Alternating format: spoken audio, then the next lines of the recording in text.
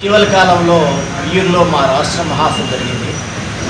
దానిలో ప్రధానంగా ఏంటంటే పాత కౌలు చట్టాన్ని రద్దు చేసి భూ యజమాని సంతకంతో సంబంధం లేకుండా గ్రామ సభల ద్వారా కార్డులు ఇవ్వాలని చెప్పేసి డిమాండ్ చేశాం. రెండోది, నిన్న మంత్రి గారు ఖరీఫ్ సీజన్కి సంబంధించిన సిద్ధం చేయడం కోసం సమీక్షా సమావేశంలో రైతాంగానికి యూరియా కార్డులు ఇస్తామని చెప్పేసి ప్రకటించారు.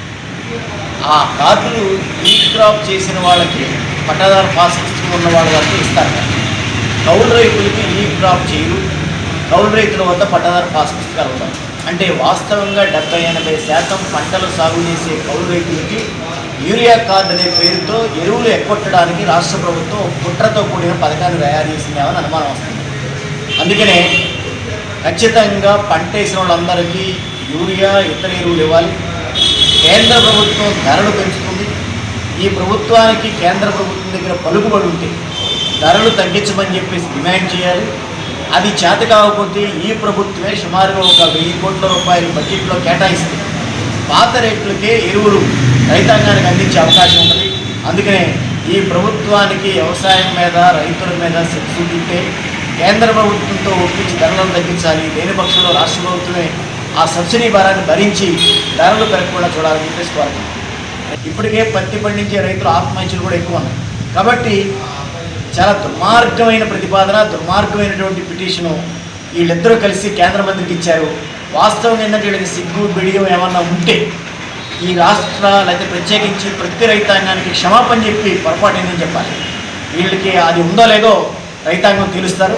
అందుకని పత్తి విషయంలో వీళ్ళిద్దరూ చేసిన దుర్మార్గమైన చర్యని రాష్ట్రంలో రైతాంగం ముక్తకంఠంతో ఖండిస్తుంది. వీళ్ళు కూడా దాన్ని విత్డ్రా చేసుకోవాలి. వీళ్ళ ప్రయోజనం కోసం దిగుమతి ఆగుకోకుండా మనకి ఎక్స్పోర్ట్ సాధించి రైతాంగాన్ని ధర వచ్చేట్ చేయాలని చెప్పేసి మేము డిమాండ్ చేస్తాం. 70% సాగు భూములు కౌలు రైతులు సాగు చేస్తున్నారు. కానీ వాళ్ళకి పంట రుణాలు కానీ గుర్తింపు కార్డులు కానీ అదేవిధంగా అన్నదాత సుఖీభావ్ కానీ ఇలాంటివి ఏమీ వర్తించలేదు. చాలా అన్యాయం. ఎవరైతే భూమిని సాగు చేస్తున్నారో పంట రుణం వాళ్ళకి ఇవ్వాలి. సాగు చేయకుండా భూ యజమానికి ఇస్తే ప్రయోజనం ఏంది? గతంలో వైసీపీ ప్రభుత్వం భూ యజమాని సంతకం పెడితేనే మేము ఖచ్చితంగా వాళ్ళకి గుర్తింపు కార్డు ఇస్తామని చెప్పారు. తెలుగుదేశం మేము అధికారంలోకి వస్తే వాళ్ళతో సంబంధం లేకుండా మేము గుర్తింపు కార్డు ఇస్తాం, పంట రుణాలు ఇస్తాం, యజమాని సంతకంతో మేము నిమిత్తం లేకుండా ఇస్తామని చెప్పారు. 2 ఏళ్ళు అయింది. కానీ ఇంతవరకు పంట దాన్ని తీసేయలేదు. యజమాని సంతకం ఉంటేనే మేము ఖచ్చితంగా రుణాలు ఇస్తాం, లేకపోతే లేదని చెప్పేటువంటి పరిస్థితి ఉంది. మరి తెలుగుదేశం ఎన్నికల ముందు చేసినటువంటి వాగ్దానం ఏమైనట్టని చెప్పేసి మేము ప్రశ్నిస్తాం. ఇక రెండో అంశం ఏంటంటే ఈరోజు జిల్లాలో అనేక సమస్యలు ఉన్నాయి.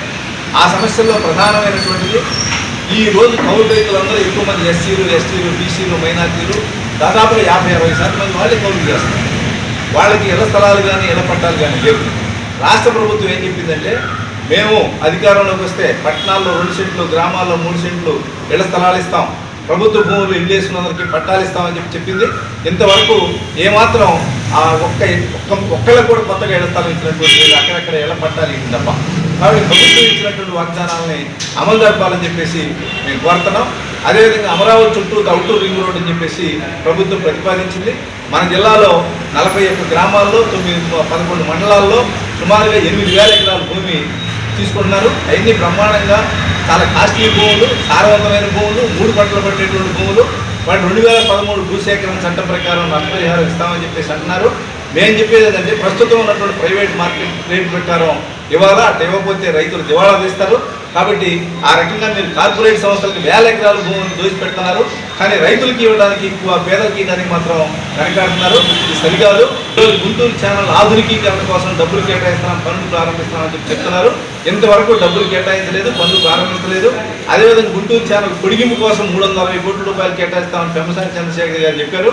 అది పరిష్కారం కాలేదు. నల్లమడ ఆధునికీకరణ, అదేవిధంగా కొండవీటి వాగు ఆధునికీకరణ కోసం కూడా నిధులు కేటాయిస్తామన్నారు. వాటన్నింటినీ కేటాయించాలని, లేకపోతే భవిష్యత్తులో ఆందోళన చేస్తామని చెప్పేసి తెలియజేస్తున్నాం. అది ఒక